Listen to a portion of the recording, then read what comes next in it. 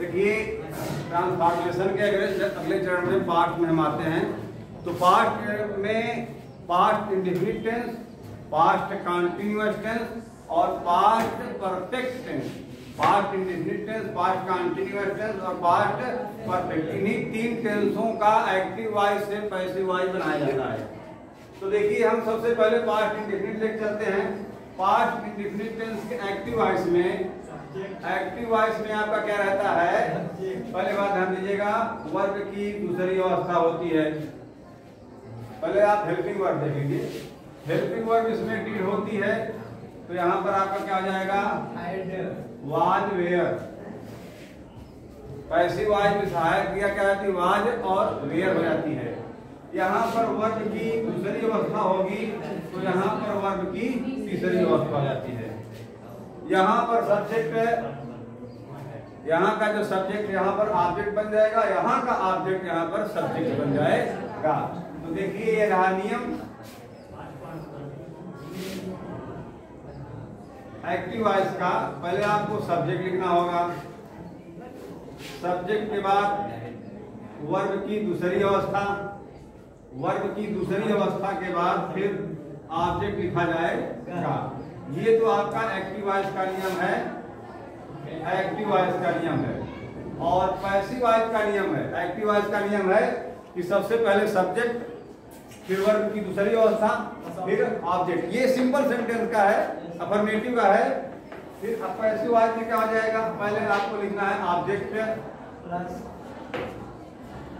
Object के बाद हो जाएगा वाज या वर, फिर वर्ब की तीसरी अवस्था, उसके बाद फिर बाई सब्जेक्ट। ये ठीक है। अब देखिए इसको हम मिटा करके या यहाँ पर एक वाक्य लिखते हैं। चलिए यहाँ पर राधा गाना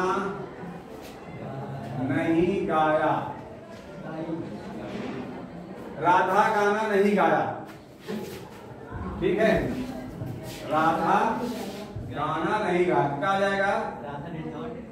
राधा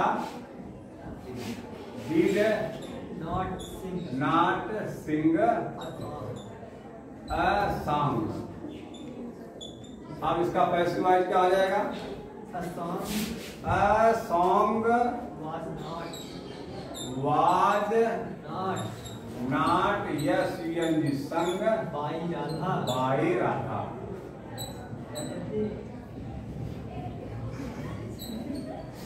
हो गया।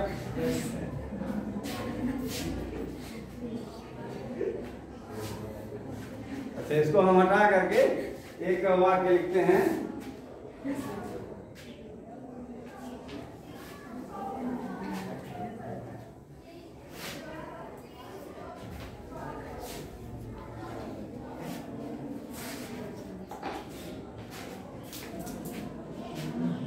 क्या तुमने गाना गाया? क्या तुमने गाना गाया?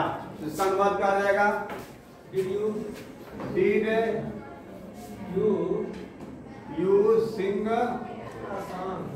song? Did you sing a song? Passive voice क्या आ जाएगा?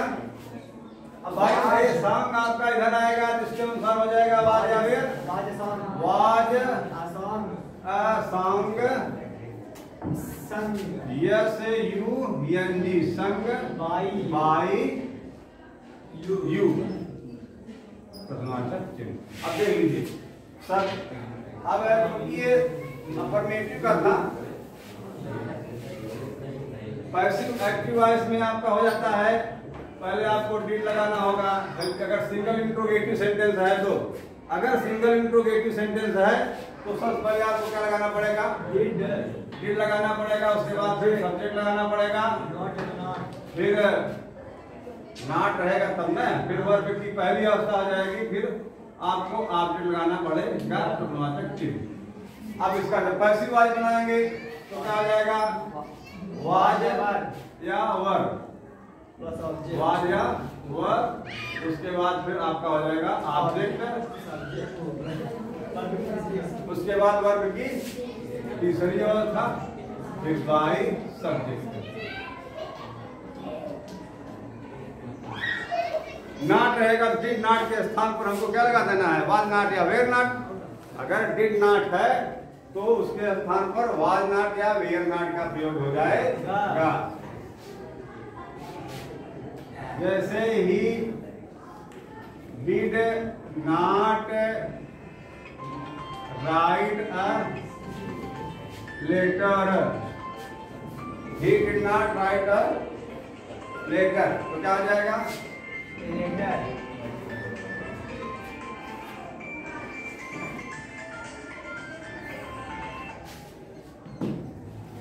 हो जाएगा a letter, LETTER was not was not written not WRITTEN by him by him। तो जो डिड नॉट है उसको वाज नॉट या वेयर नॉट में बदल दिया है।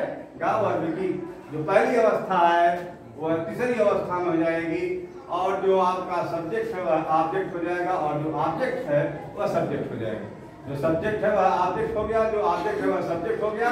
डिड नॉट के स्थान पर हमने वाज नॉट का प्रयोग किया, वर्ब की तीसरी अवस्था। पहली अवस्था के स्थान पर हमने तीसरी अवस्था का प्रयोग किया।